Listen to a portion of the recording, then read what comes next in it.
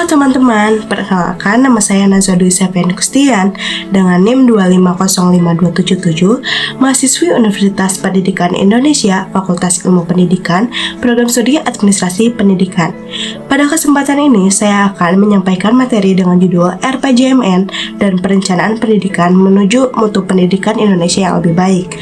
Materi ini membahas bagaimana Rencana Pembangunan Jangka Menengah Nasional atau RPJMN berperan penting dalam mengarahkan perencanaan pendidikan, khususnya dalam upaya meningkatkan mutu pendidikan di Indonesia.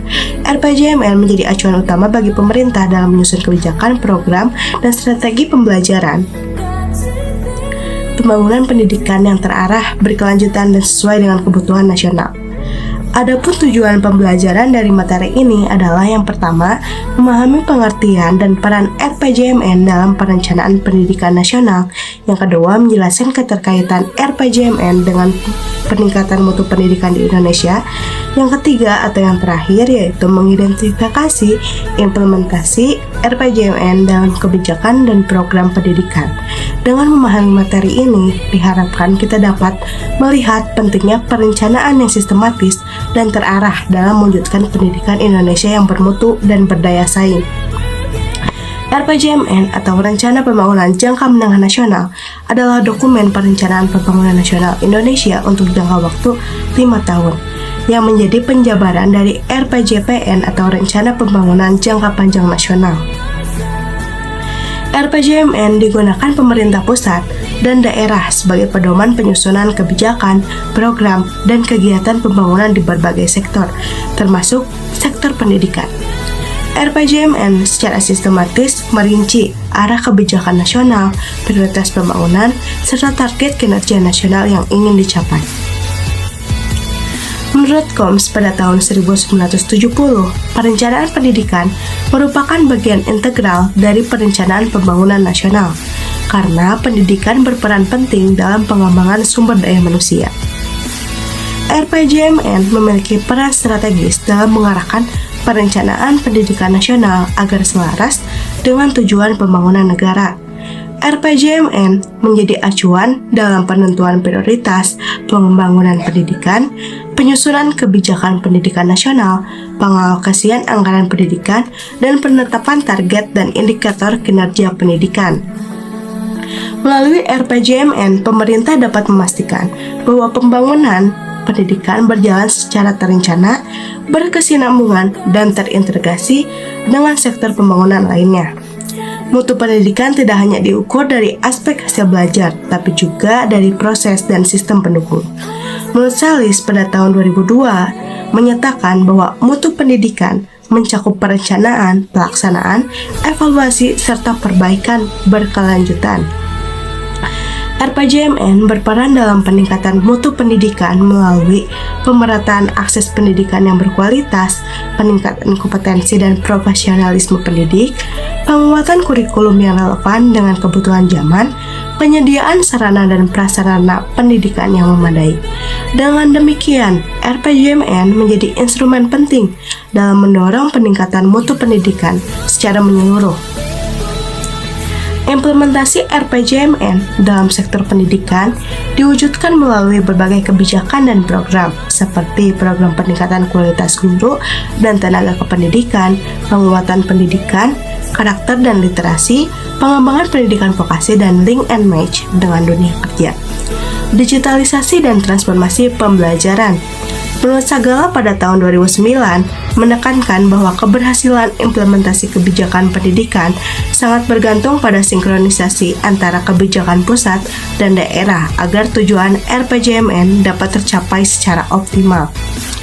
Dalam pelaksanaannya, perencanaan pendidikan berbasis RPJMN masih menghadapi berbagai tantangan, seperti kesenjangan kualitas pendidikan antar daerah, keterbatasan sumber daya, serta perubahan sosial dan teknologi yang cepat.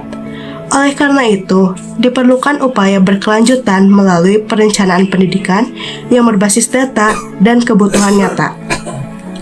Penguatan koordinasi antar lembaga terkait, Evaluasi dan pengawasan kebijakan pendidikan secara konsisten, keterlibatan seluruh pemangku kepentingan pendidikan, melalui perencanaan pendidikan yang berlandaskan RPJMN, diharapkan mutu pendidikan Indonesia dapat terus meningkat secara berkelanjutan dan berkontribusi pada pembangunan nasional. Contoh kasus yang pertama itu contoh kasus di sekolah. Salah satu contoh penerapan RPJMN dalam perencanaan pendidikan di tingkat sekolah adalah peningkatan mutu guru dan proses pembelajaran. Misalnya, sebuah sekolah menengah menerapkan kebijakan pengembangan kompetensi guru melalui pelatihan dan pendampingan.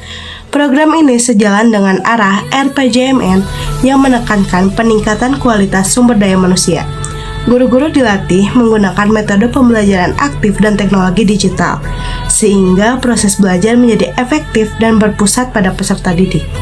Grafik batang di samping yang menunjukkan sebelum pelatihan nilai rata-rata siswa yaitu 70, namun setelah pelatihan nilai rata-rata siswa menjadi 80.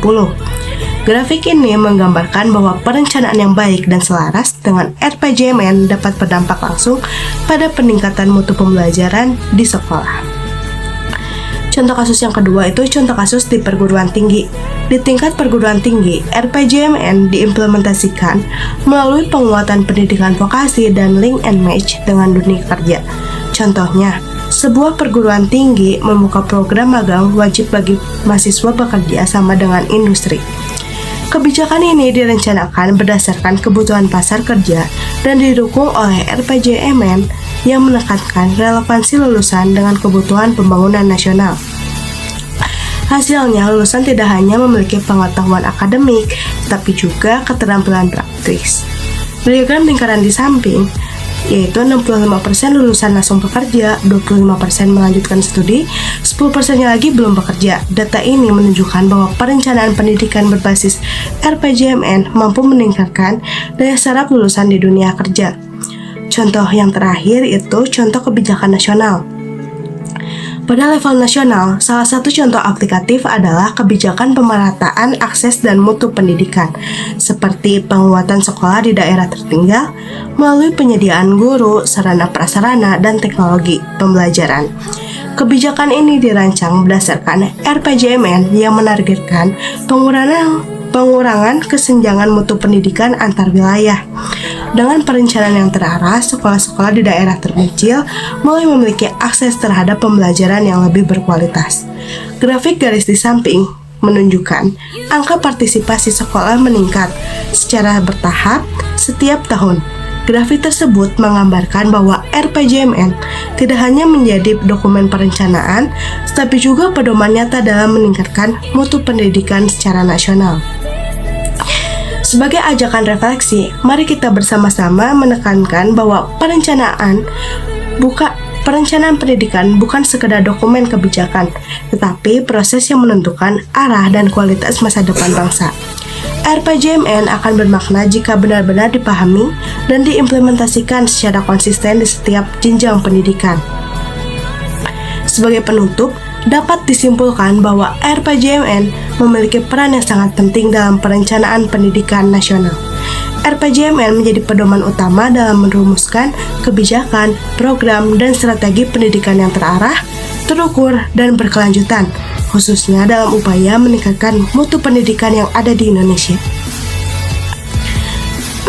Melalui perencanaan pendidikan yang selaras dengan RPJMN, peningkatan mutu pendidikan dapat diwujudkan mulai dari tingkat sekolah, perguruan tinggi, hingga kebijakan nasional.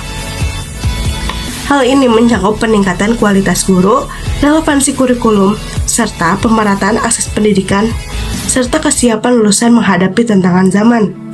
Oleh karena itu, keberhasilan RPJMN dalam meningkatkan mutu pendidikan tidak hanya bergantung pada pemerintah, tetapi juga pada peran aktif seluruh pemangku kepentingan pendidikan.